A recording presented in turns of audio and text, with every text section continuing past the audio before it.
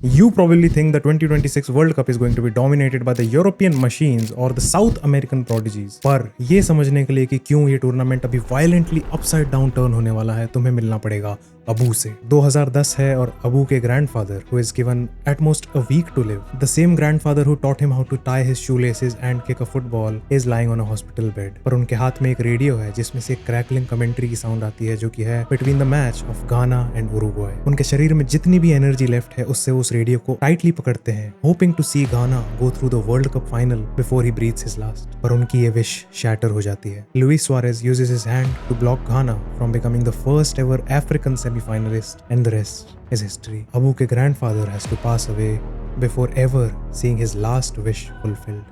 पर अबू की कहानी में ये वर्स नहीं है, फुटबॉल अभी अबू से बहुत कुछ लेने वाला है। 2012 है और अबू के पापा जाते हैं Egypt to watch a football match. इस मैच के पहले अबू उन्हें बोलता है कि वो उनसे बहुत प्यार करता है और उन्हें देखने के लिए वापस वेट नहीं कर सकता। But little did Abu know what is about to happen. ये मैच होता है पोर्ट सैड स्टेडियम में between Al Masry and Al Ali and खत्म होता है 3-1 इन फेवर ऑफ अल मसरी। पर हैवक ब्रेक डाउन होता है जब सेवरल अल आली फैंस अल मासरी के स्टैंड्स में जो भी फैंस हैं उन्हें नाइव्स, फायरवर्क्स और क्लब्स से अटैक करने लग जाते हैं। इस इवेंट के बाद 74 people tragically lose their lives, but Abu will never get to see his father ever again.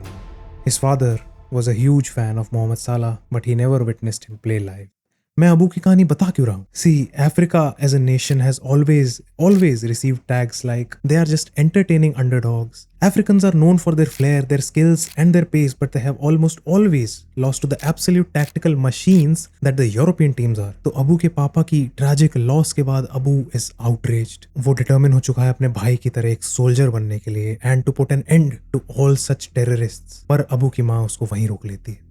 Abu की माँ उस टाइम पे अपने आंसुओं में से देख भी नहीं पा रही होती है, but she just had to stop and enraged Abu to take that decision. Abu confuse हो जाता है, वो अपनी मम्मी से पूछता है कि क्या उन्हें रिवेंज नहीं चाहिए, क्या उनका खून नहीं खौल रहा है। पर उसकी माँ अपने बेटे का हाथ पकड़ती है और उसे बताती है कि she herself had fled from a war, from the war torn city of Goma in DR Congo.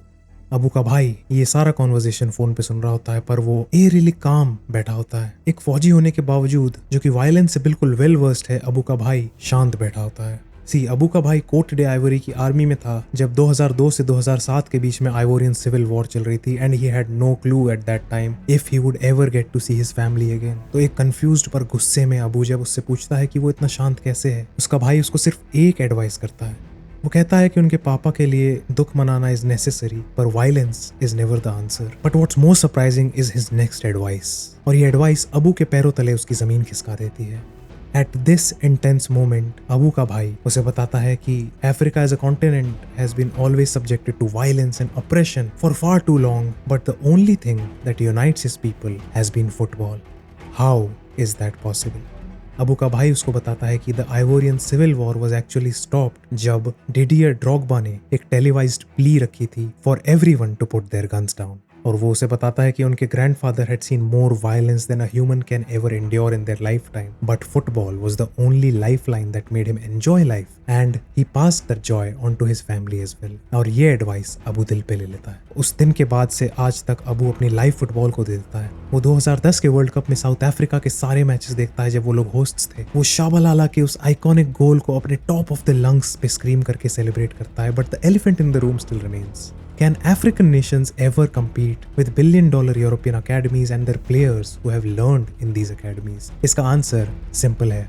Abu के कजिन्स केप वर्डे में रहते हैं, एक टाइनी आइलैंड जिसकी पॉपुलेशन सिर्फ 500,000 है। ये आइलैंड वर्ल्ड के लिए इनविजिबल है, बट इवन इनकी टीम वर्ल्ड कप में क्वालिफाई कर गई है। और ये लोग सिर्फ किसी लेगेसी के लिए फाइट नहीं कर रहे हैं, they are actually fighting for the $10.5 million qualification pay out, सिर्फ बेसिक पिचेस बनाने के लिए जिससे कि उनके देश का यूथ क्राइम से दूर जा सके। ऐसे ही अबू के अंकल भी ट्यूनीशिया में रहते हैं, एक ऐसी कंट्री जिसका पॉलिटिकल डिसएंचेंटमेंट उनकी सिर्फ 3.9% पॉपुलेशन को उनकी नेशनल टीम को सपोर्ट करने पे मजबूर करता है। पर जब एक फ्रेंच बोर्न ट्यूनीशियन प्लेयर फ्रांस के अगेंस्ट स्कोर करता है 2022 में, वो सिर्फ एक गोल नहीं होता है, it is an act of post colonial defiance. और अबू के बचपन के दोस्त जो कि सेनेगाल में रहते हैं, they are reigning powerhouses yet they are humiliated. Geopolitical visa ने उनके फैंस को यूएस आने से बैन कर दिया है, पर वो लोग भी दकार के शहर से अपनी टीम को देखेंगे। And therefore these teams rely on something stronger than money. The African teams rely on profound identity. पर अभी 2026 है और अबू के पास एक फाइनल डिसीजन है बनाने के लिए। अबू अपने भाई की एडवाइस के बाद फुटबॉल खेलने के लिए यूरोप शिफ्ट हो चुका है और वो प्रिस्टीन यूरोपियन फुटबॉल अकेडमीज में खेलता हुआ बड़ा हुआ है। उसके पास अब एक यूरोपियन सिटीजनशिप है और एक choice to play either for Europe or go back to Africa, but he has seen heroes like Ibrahim Maza who turned his back on German national team and he bled for Algeria.